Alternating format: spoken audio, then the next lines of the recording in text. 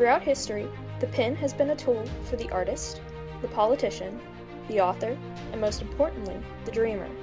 The ink within is the lifeblood of illustrations, the written word, and mathematical equations, allowing those who would understand a glimpse into worlds other than their own. What worlds will you create while playing with ink?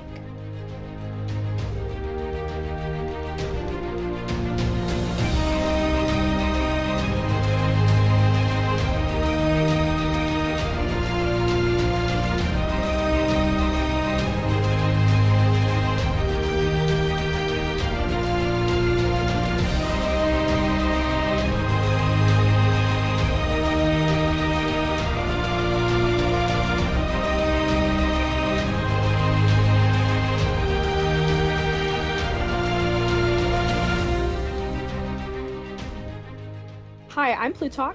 And I'm Nayruan. And we're here with... Mordred. And this is Playing with Ink. And we're going to talk about Mordred's world, Faegrimm, and just basically what it means to be a world builder with Mordred, and this wonderful world they've created. Now, this is a question we ask every single one of our guests, and it is, what do you think world building means, and how does it affect you while you're exploring, writing, or playing in your world? World building is such a broad term in the context of like being a creative, right?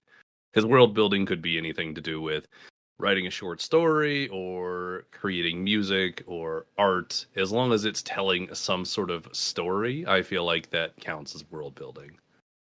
And that'll happen pretty commonly, and we'll use the example of like Dungeons and Dragons. As a DM, during play, generally you're not gonna have every single tidbit written down in a book, whether it's homebrewed or something modular. So you will have to come up with some details on the fly, and I feel like that also counts as world building. Yeah.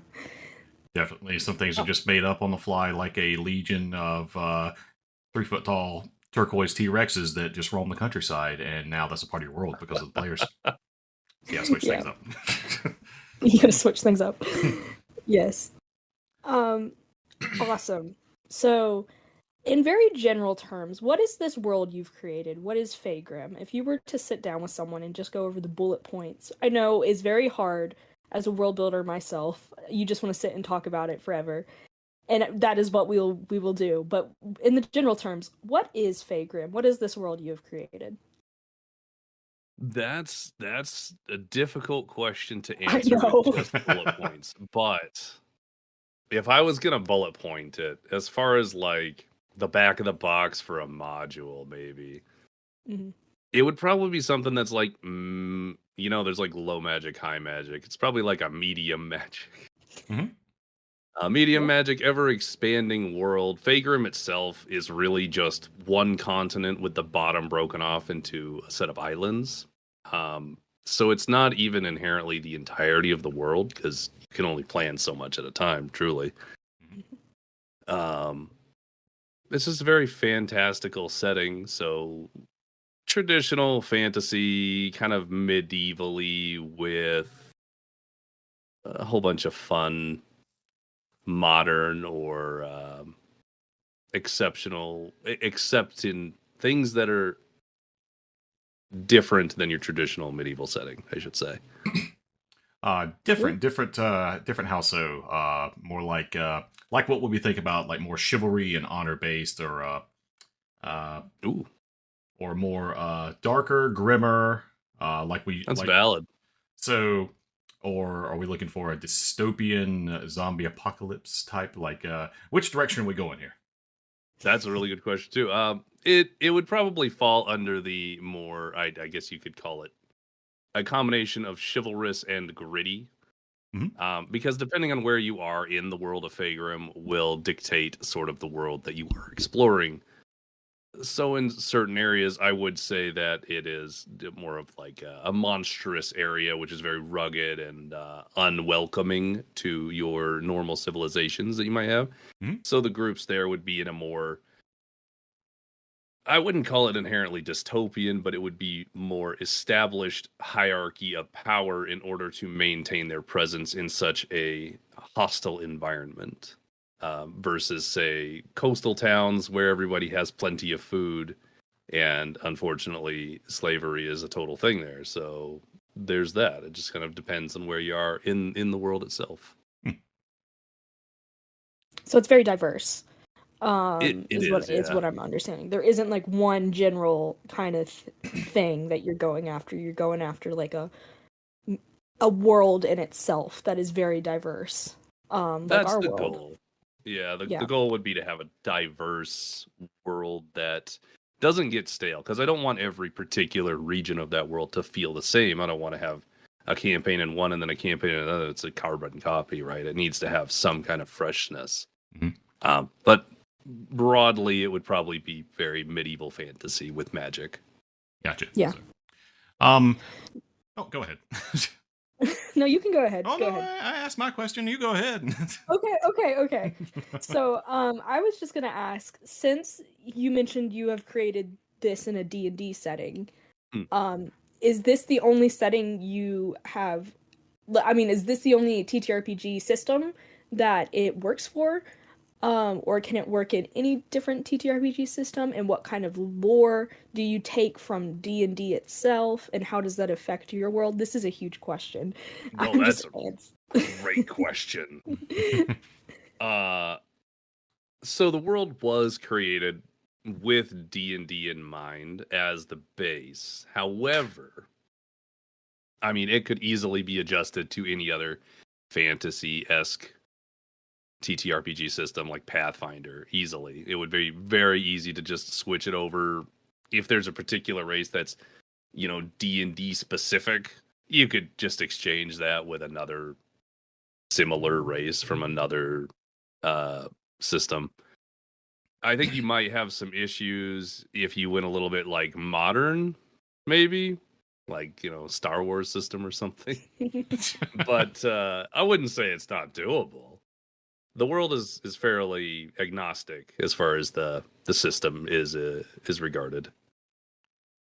Excellent. Cool. One question I had, so when we found out you were going to be on the show, I started doing a little bit of sleuthing, which is just my thing. Oh. I wanted to know. So I started watching This is one of your most Oh, recent I'm so videos. sorry.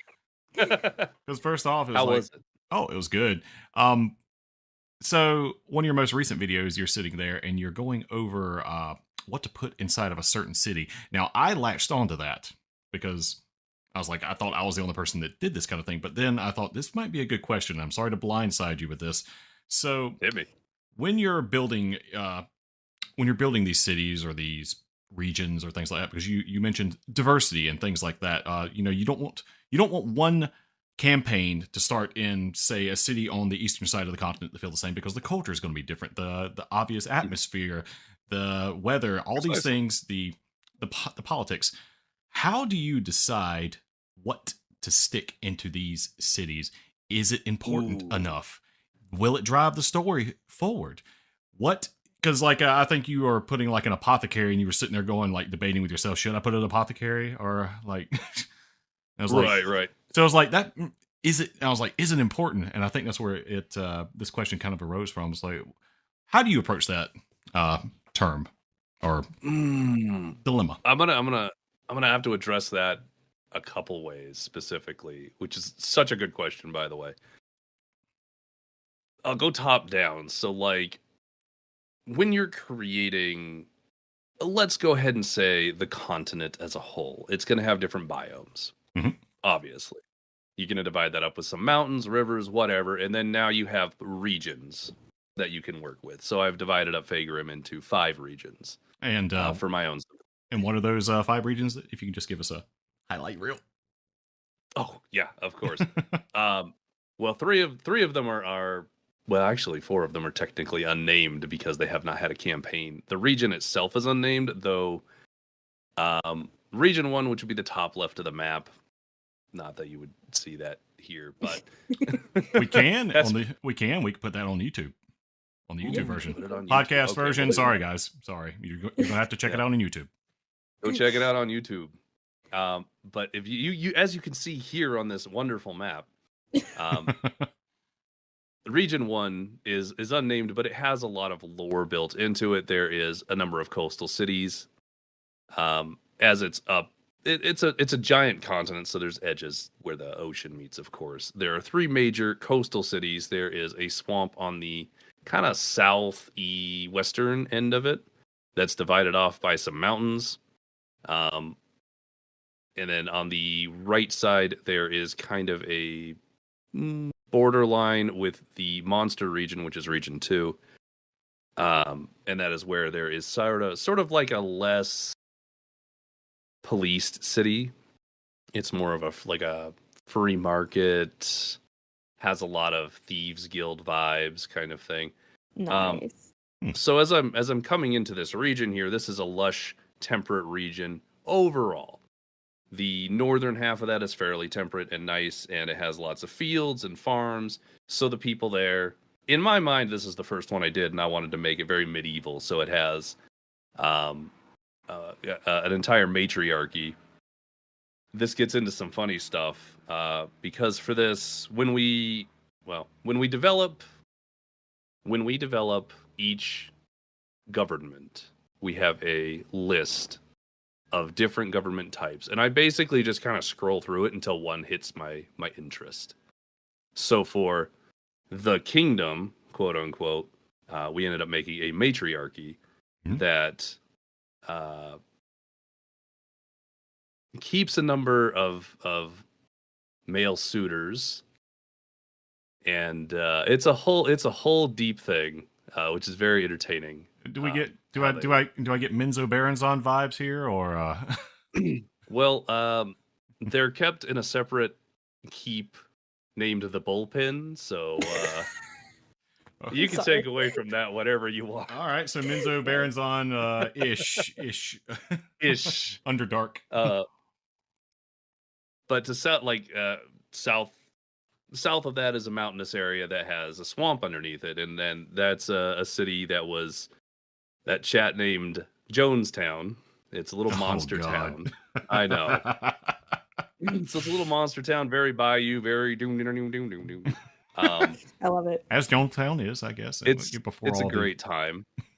And so that's its own, like, it's within the same region, right? But it's so varied from the chivalry and the knights and the traditional marketplaces of the northern part, because now you're in a bayou with, Papa Goblin or something. Okay.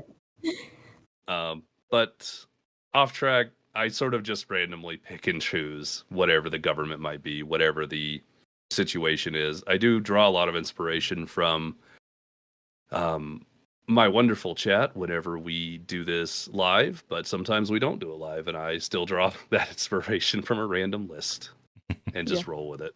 Yeah. I've been in your chat several times, and it's always fun.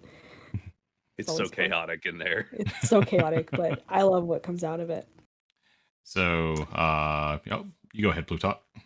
Okay, yeah. And speaking of chat, how is it world building with an audience and with audience participation? And how does that impact your writing? I know before this we were just talking about sometimes writing not on stream, not with an audience. But when you are writing on stream or on like a video or something and people leave comments, people are in the chat, what does that like do to your writing? I know otherwise it can, for me personally, it can make me very nervous, but you do fine. But how does it feel? You do great, by the way. You're good. Oh, thanks. I think when you're in the hot seat as the streamer in world building scenarios, it can be a little unnerving, to be honest, because you're managing a whole bunch of giddy little goblins who want to see the content get into the world, right? Yeah. I love my Yeah. giddy little goblins. I love them too. That being said, I do think when you're having audience participation, it can be difficult to get a lot of depth on an idea. Mostly because I feel like when you have an audience, they always say some random twisted thing that takes you off track, and then you now have a really good idea that you want to work on, but now you have like 8 more really good ideas that you want to work on, and so you try to pick one, but then the audience gives you another 8 ideas that are really cool from that one. It just spirals. Yeah. So when I'm looking to kind of have a broad overview of a region or an area, or just kind of get some ideas for perhaps monsters or governments, or like the intricacies of some factions, perhaps. That's when your audience is going to be your best friend, because they really do come up with the goofiest things. I never would have come up with a matriarchy with a bullpen, guys. Like, let's be real. That would not have happened. I love it so much. But, but if I need to get real nitty gritty and like have some real good details, like this person knows this person because of this, and this particular like subset or branch of, I don't know, the Thieves Guild, then I need to write that myself without influence, only because I'll get distracted easily. Yeah. That's probably the best way I could answer that question. Well, for me, I find it interesting because I use my audience for broad strokes and then I go in and do the nitty-gritty. So it's interesting that you almost do the opposite and you do broad strokes first and then you use your audience for the nitty-gritty. What is that? What is that like a process for you? Or is it just kind of on the fly? Well, the nitty gritty I'll do myself for sure. Yeah. But they can be really good for coming up with goofy one-off ideas that I wouldn't have thought of. Sorry, I lost track of your question because I got distracted. That's how easy this happens. Yes, I understand. As someone with ADHD, I completely understand. But yeah, so I just think it's interesting. This is such a new thing, I think. Not necessarily new, but when I say new, I mean in the past like 8 years new that people have started like world building online. And of course, I think it started with like for D&D specifically, started with Critical Role. So are there any like are there any big, not, I want to say fandoms, but like IPs that you take inspiration from when you're world building? That's a good question too. I will say, for myself, I did some level of world building prior to my discovery of Critical Role, for example. Yeah. That being said, love Critical Role, great time. Inspirationally, really, it is difficult to come up with an idea that is specifically unique and the first time it's ever been done, right? Mm-hmm. Everything is a derivative of something else. Yep. And that's okay. Like, it can be just a little bit different. It could be a different flavor and still be a very enjoyable activity or situation or place. In fact, I've found if I add in something familiar with just a little bit of a different flavor, my players, if they recognize it, get excited because they recognize what it is and they're excited to enjoy that different than how they consumed it before. So I would say a lot of inspiration is like books, shows.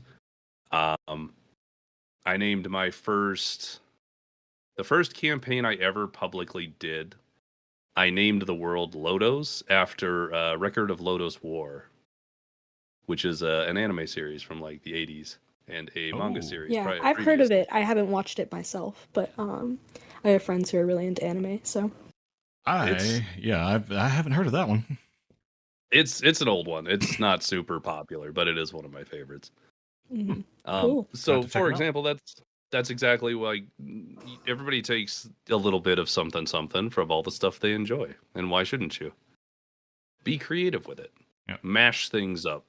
It's Split them apart. It is extremely hard to get away from the modernized version of fantasy, which is what Tolkien came up with. So it's everything seems to draw from that and before him, he drew it from so many different directions and so many mythos. Beowulf. Beowulf compounded into that. And Yeah. what we're doing now in the modern time is basically taking what he did and spreading it back. It's like an hourglass is how I sometimes imagine it.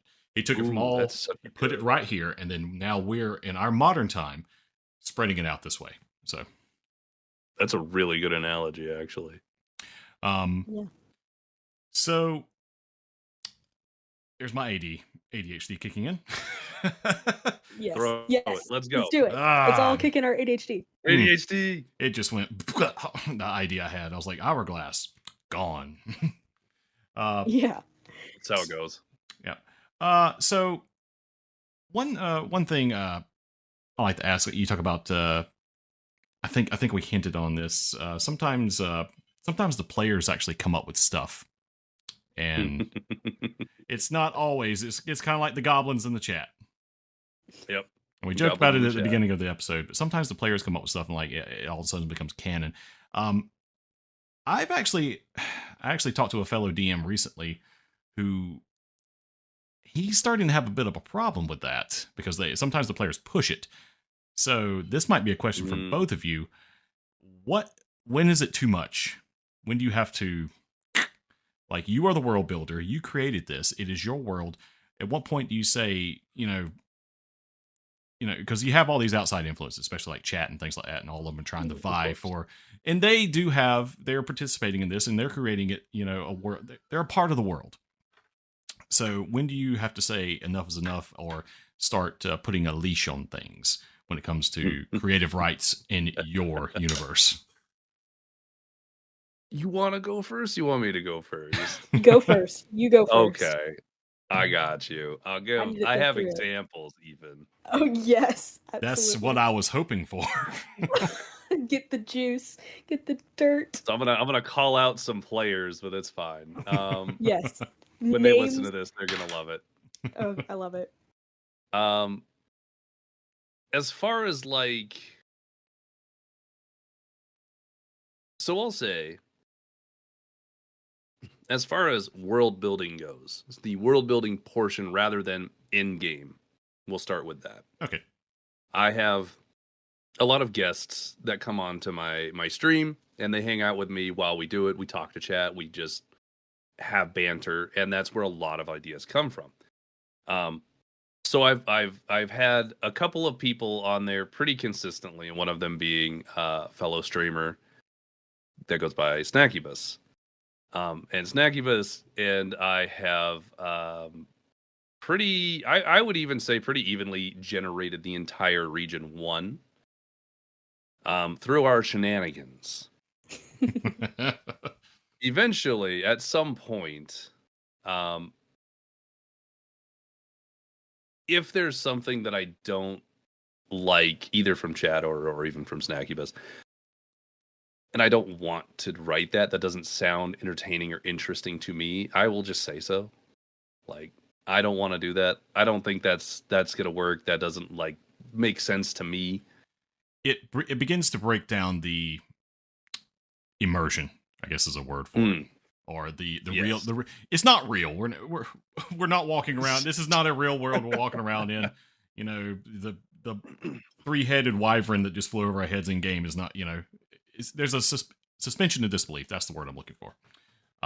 But there is a point where something is going to break that, I think, is what I'm trying to comment here. Yeah, perfect. But yeah, as far as the world building goes, I just nix it if it's something that I don't think would happen in this world, or I don't want to write it. Now, alternatively, that is a controlled environment, right? Mm-hmm. In a more chaotically uncontrolled environment is when you're in game, and I have a couple specifics that I would love to bring up. Floor is yours. So Yeah. so I was informed that I was being pretty nice to my players as far as combats go in my first streamed campaign, and so I shoved them into an arena or lured them, however you want to phrase that. They went through a couple rounds of fun combats and whatnot, and I ended with a young dragon as the final enemy. Mhm.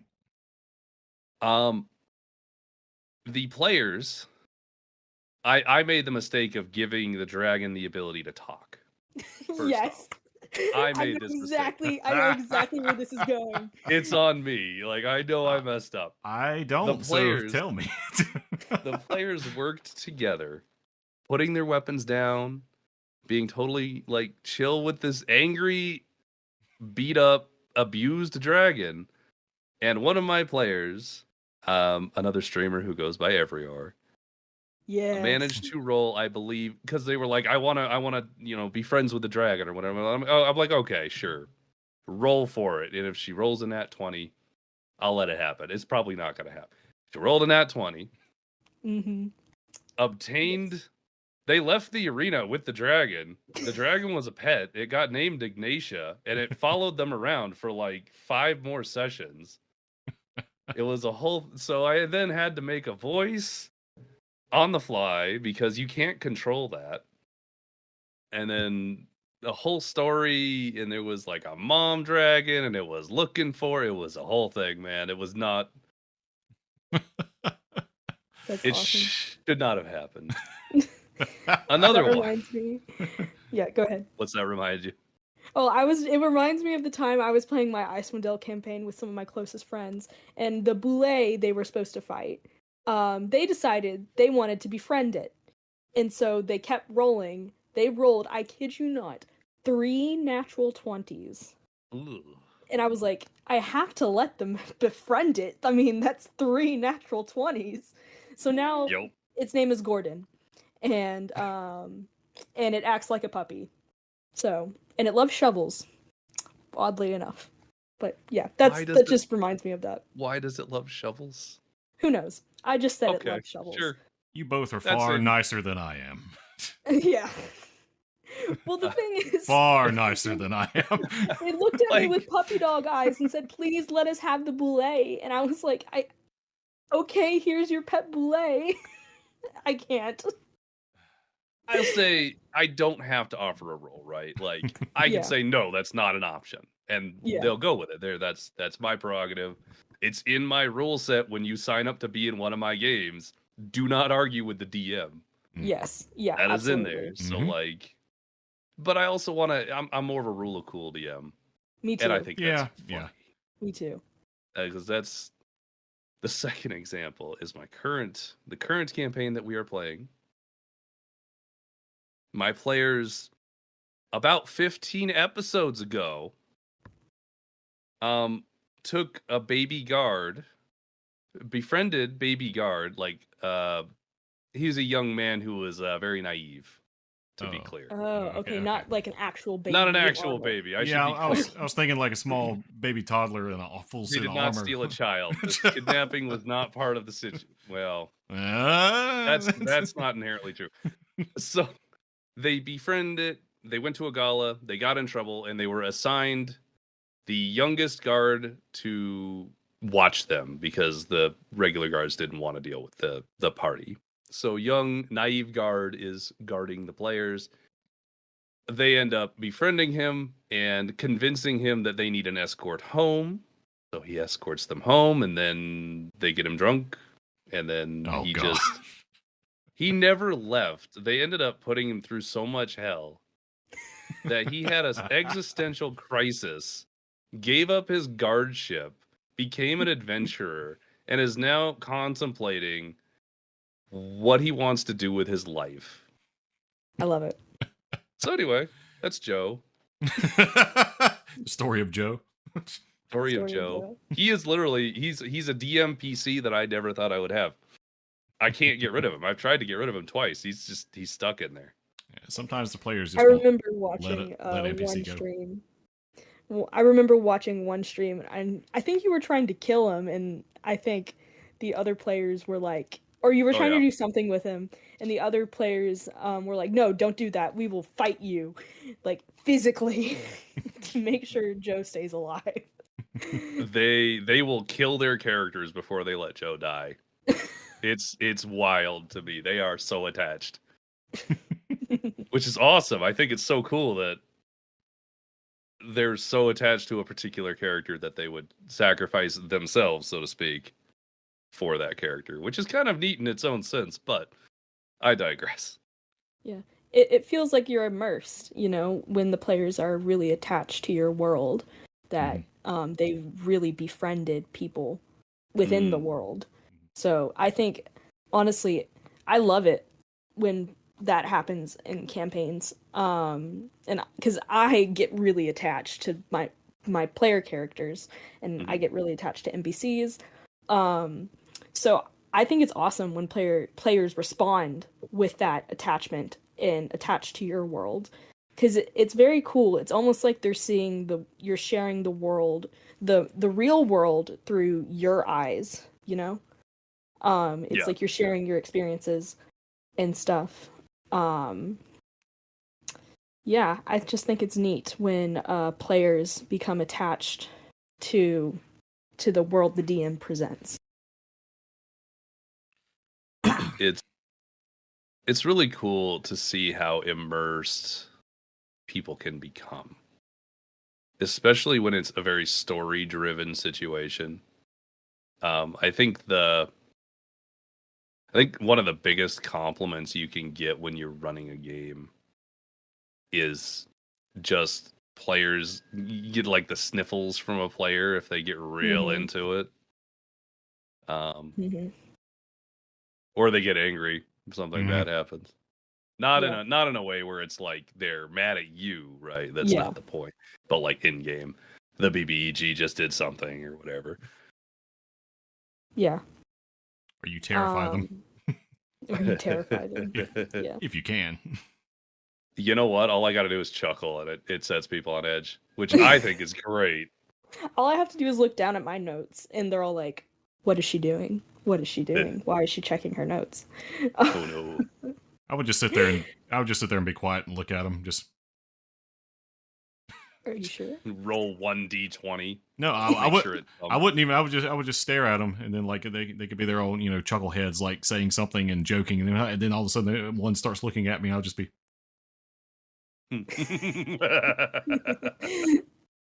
Look down real quick. I love it. Just sometimes I would just roll dice for no reason.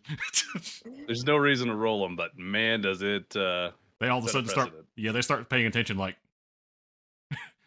perception check. Yeah. Okay. All right. And this is an off the bat question too. You mentioned earlier how you players, when something familiar to them is in the world, they start to love it. What other ways do you get your players immersed into the world? This is a great question also. I've had, well, if you're not super familiar, I have all of my sessions are online, right? And we don't use actual face cams. We use little PNG tubers or VTubers that represent our characters or whatnot. So it can be difficult to tell how immersed someone is through that particular venture. But I find that I'm able to provide a level of immersion because it's an online session a little bit more so than I would be able to in a in-person session, because I can set it up pretty well so that each player can ambiently hear something in the distance, but they can all hear it at the same level. I could so like rain or distant rain clouds or like the ocean spray coming off of a ship can really set the like what they're doing or what's going on in the world around them. Versus say at the same time I can change the music maybe from something light with the ocean spray and the distant clouds. Maybe that storm arrives and now it's a heavy rain. the ship is creaking, and they get these really great sounds of lightning and thunder, and the waves becoming louder, and it really helps set that immersion. I also like to provide images that I have on screen for my players to see. Sometimes it's a battle map, which is great if I have one, because I make a lot of those.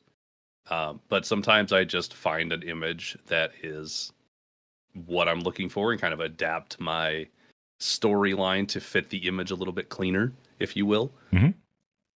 So they have the image, they have the audio, and then they have me telling them this crazy thing that is happening, and I can change and modulate my voice to really bring them into it. So that would be how I would immerse my players. That's very good.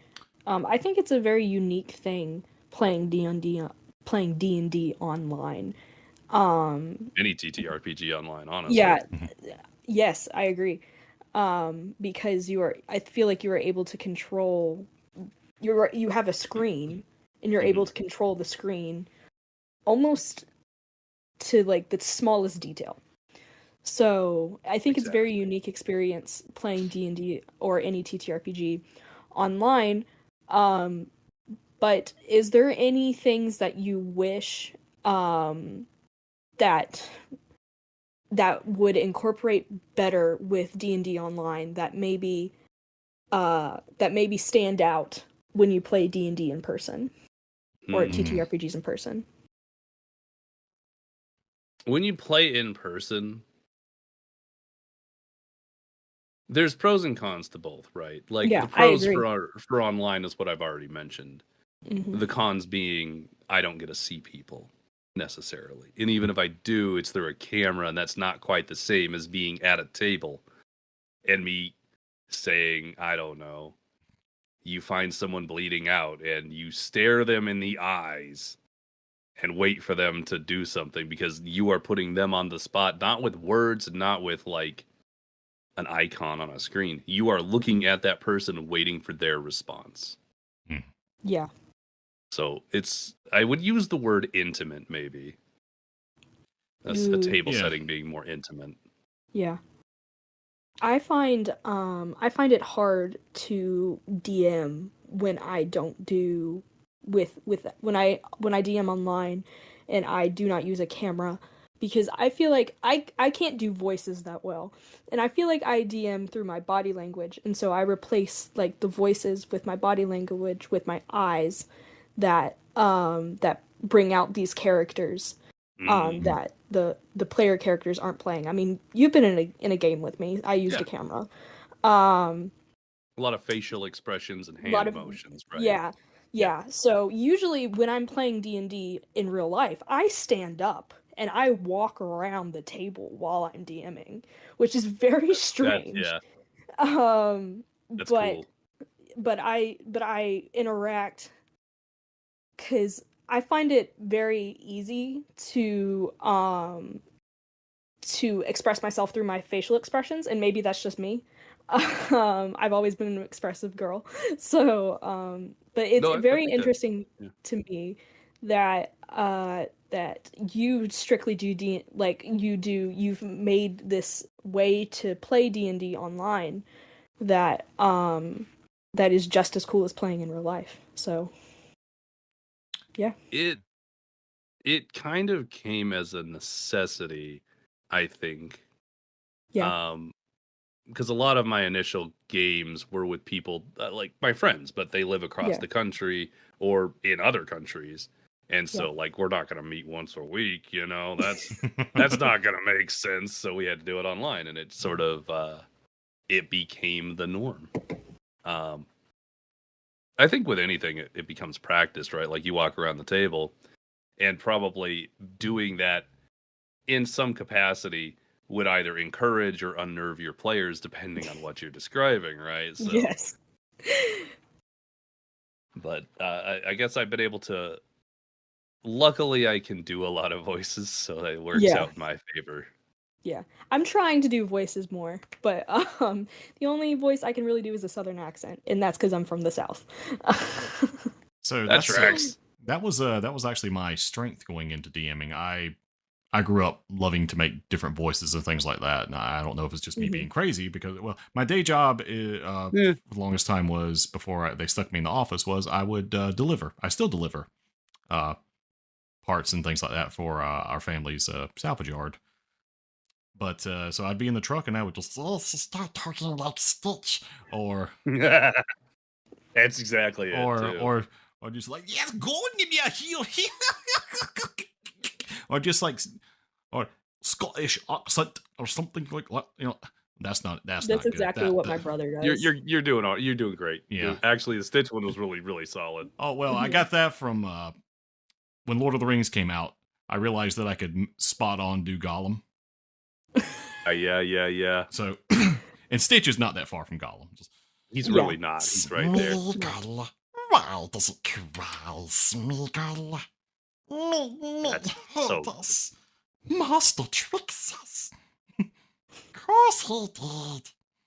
See, so it's not dead on Andy Serkis, but so yeah, it's but close. that was my strength going into that. So I was like, I can do the whole voices part, so I don't have to worry about that. I was more worried about the storytelling part, and I had to actually teach myself that's a difficult skill for. I think we actually talked to Elliot about this too. It's weird. Yeah. These questions come back around. The storytelling part that you have to basically wrap your players around, and you were talking about it as well. So it's not just the voices. You stand up like you do Plutach. You know, you have these different. Every DM has a tool set that we pull from, and we use these things for better or worse to get our players into the world that we have provided for them. And it's not always successful. Sometimes we fall flat on our face. Sometimes we think the funny voice we made, or the dark, grim voice we make, or the atmosphere we're trying to provide for them, it just falls flat. And that sucks when it does. But if you just keep going and keep honing these skills and sharpening your tool set, eventually it'll get better. Yeah. I would agree very wholeheartedly. Storytelling is such a big part of being the game master of any TTRPG, because you are providing the canvas on which your players are playing on, right? That's a good terminology for it right there. So like they're doing the brush strokes, they're deciding what they want to do, how they want to do it. You're the sounding board. I want to do this. Well, this is how that happens. Now what? And then it moves on. And you can provide that through NPCs or situations or ambient noise or voices or whatever. Yeah. And you're right. Every GM has a tool set they pull from. Yep. And they're a little varied from GM to GM. Yeah. It's not always the same. Which is why I love playing with all kinds of different GMs and playing with all kinds of different players. I love seeing the diversity in D&D because it's how that person perceives the world, and all these skills that they have that I might not have and that they're using, and I get to see them almost perform in their own way, expressing themselves in their own way. I just think it's beautiful that people are able to do this, and that D&D has given people this ability to express themselves and, like you were saying, use their skill sets that they may not have been able to use. And yeah, so it's so cool. Yeah, for Extremely. me, I finally found an outlet. I was the weird kid talking to himself in different voices, and lo and behold, I found D&D. Wow. I was the weird kid that would walk by herself on the playground muttering about like trees that would talk, or like spies and like stuff, and people would be like, "What are you talking about?" I'm like, "Nothing. Leave me alone." You don't know. You don't know what's happening in my head. Did this is a question for you two. Did you two do theater? No. I wish I had. Ish. It's interesting. Because I was I performed in like children's plays and stuff because yeah. Everyone does. But I never did like serious theater. I had a lot of friends that did, So Mm. so I Theater kind of by association. yeah, I kind of like what's that word? Mitosis, or Oh, when the water like osmosis. osmosis. Mitosis Yeah, is the yeah. split thing. Osmosis. I kind of got theater knowledge from them. But I honestly think this is really weird, but I honestly think my most of my DMing skills just came from playing pretend with my brother and my friends. Truth. Because I Yeah, used to play pretend with my brothers as well. We'd have yeah, like little swords and have a whole story happening, right? yeah. And I didn't stop playing pretend until like high school, which is kind of crazy. But Nothing wrong with that. me Nope. yeah, but me and my best friend, we pretended that we had this whole other world in our heads. Yeah. And we would act like it was happening in real time at our school. So we would walk past each other in the hallway and whisper to each other like stuff is happening in That's this cool. world we've created, and that was happening in real time. So our friends thought we were weird, and so whenever we would sit in the corner and whisper to ourselves about fake poachers or wolves coming after us or whatever, they were like, just ignore them, over there. They're doing their own thing. But that's honestly where I didn't do theater. I just think my DMing skills, quote unquote, just came from playing pretend with some of my closest friends. So, and my brother, who I'm very close with. So, yeah. I don't know where it really began besides just falling in love with stories and like seeing Lord of the Rings in theaters and 1999 and things like that. I daydreamed a lot. I daydreamed all the time about different worlds or a world that I had created in my head and things like that. And to the point where my teacher in 5th grade recommended me. I think did I mention this last time? Recommended me for summer school because I was falling behind and I was just zoning out so much. Yeah. But I really don't know how it developed because I grew up. I was a. I don't know if this might Plutach. This might strike you as a surprise, but I was a punk skater kid. Punk skater. I love kid. it. The tight shirts, the skinny. Sorry, Siri didn't agree with me. She wants to. Siri didn't agree with you. So yeah. Did you do Gollum voices while you were skating? No, no. My friends would have thought that would have been a bad mistake. They already made fun of me for loving Lord of the Rings. Oh no. Oh yeah, I love yeah. it. See, the Two Towers came out the same weekend or same week or something like that, right around 8 Mile. So, yeah. So I was the kid who proudly went to go see the Two Towers. Yeah. And of course. then I came back to middle school, and they were like, "Man, I got to see my bigger brother took me to see 8 Mile." He was like, I was like, "Well, I went to see Two Towers." Like, man, that's so stupid. That's the dumbest thing. They'd use far worse language because it was the early 2000s, and they were prepping for Xbox Live, and true. What a time! What a time! Yeah. So, I've never really thought about this. I don't even know how. I guess it was just all suppressed. Because even when I had a friend in college who first started telling me about roleplay and things like that in World of Warcraft RP servers. So, and I was like, I'm not into that, man. I'm not into that. And lo and behold, no, I was into that. I was much more into that than I thought. He was lying to himself. I very much was. So it's weird. I suppressed it.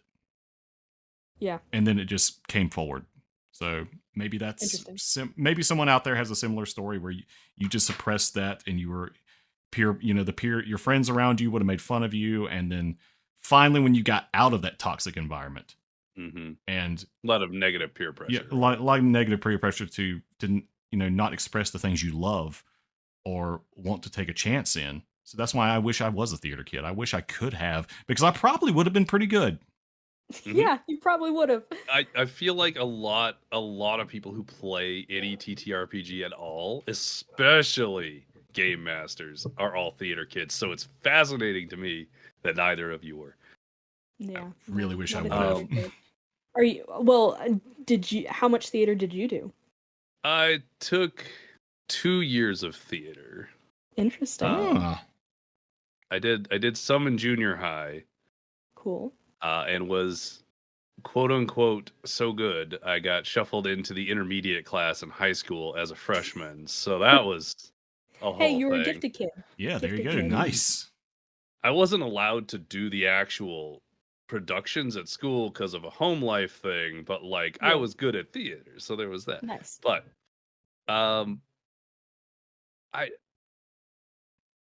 not sure necessarily when mine would have started, but in a similar vein to your high school pretend stories, like my little group of high school friends, because I only had a couple, we created an entire like symbology thing, and we assigned elements to different portions of this symbol, and we would each take an element, like that was our element cult. or whatever.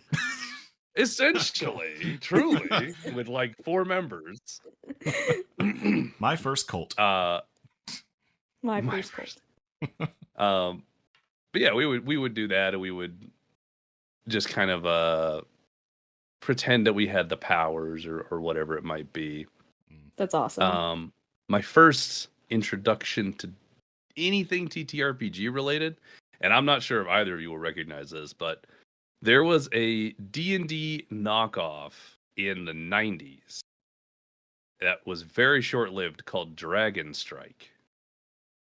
Mm-mm. It had a really horrible CGI VHS tape in it that you could watch, and it was a adventure. It was bad. It was so bad, but I loved that thing. I'm gonna have to research this. You're Googling it now. Hold on. Please, if you're listening to this podcast, oh man, I wonder if there's a YouTube link to that video. Anyway, it was a horribly bad CGI, bad acting, all around video of an adventure example.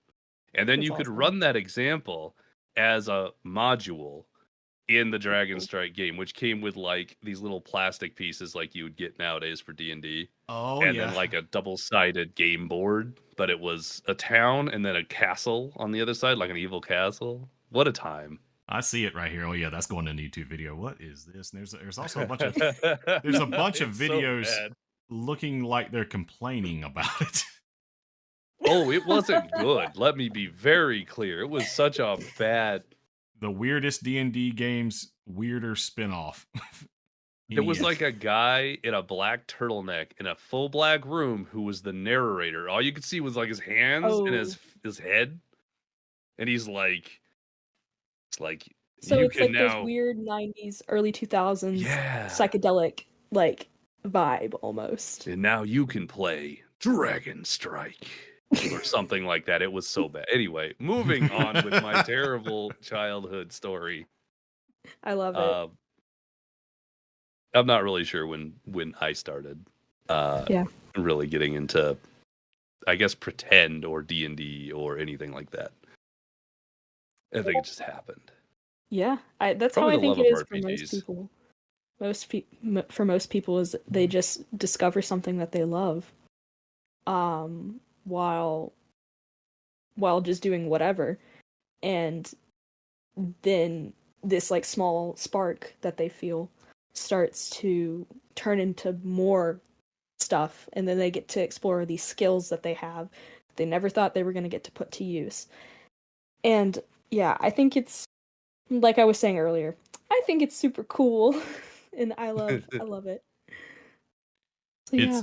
It's I kind of envy both of you because I had these worlds. I just would never speak it out loud to anybody. Yeah. I was kind of sad. I was exiled as a child, so like you got in with the cool kids with the skateboards. I was the one who was made fun of and like hit with skateboards, so like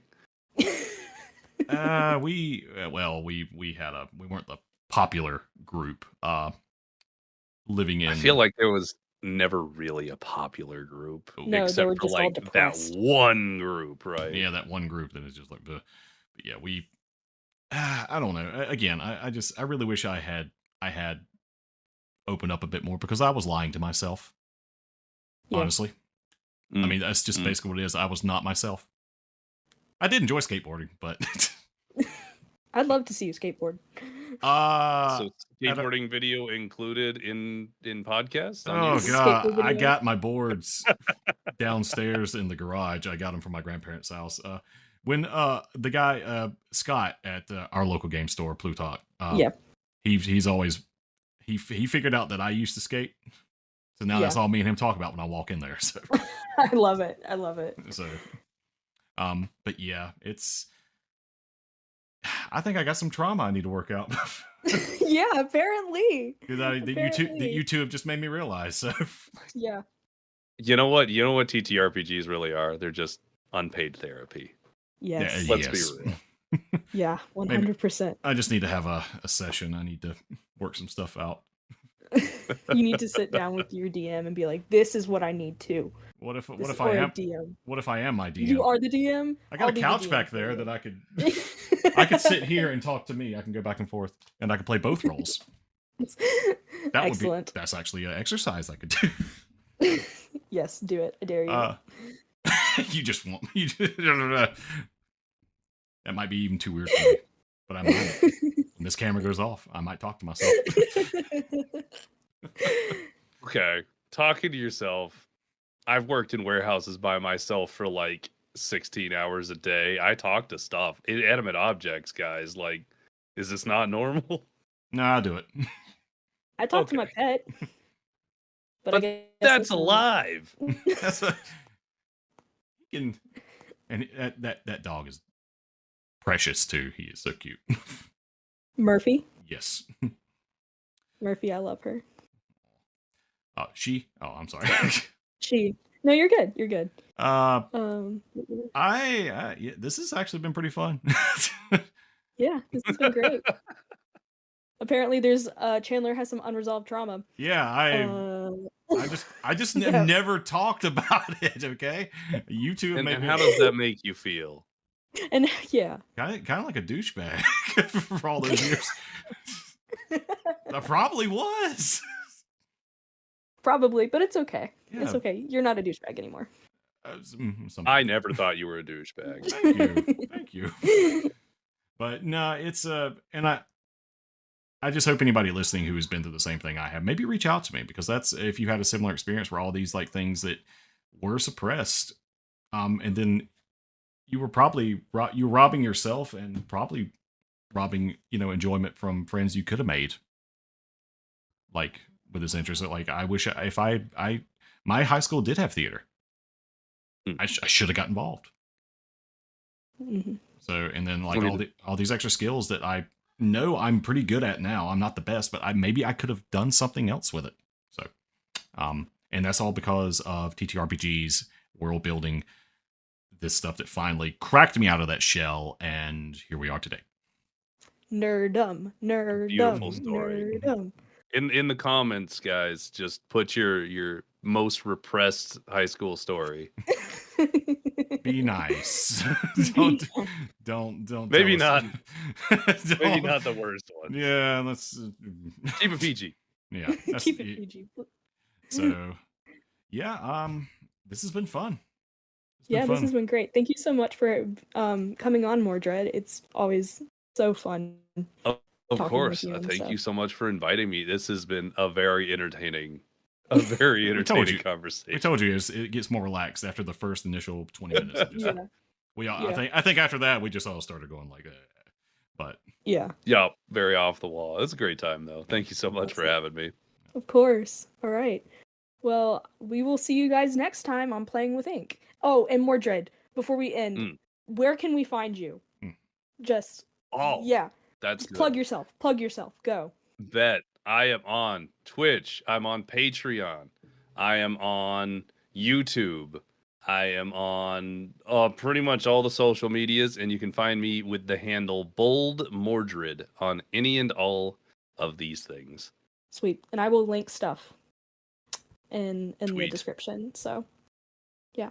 Anyway, next time on Playing with Ink, we will have another guest. And yeah, see you guys next time. Bye. Bye, guys. Bye.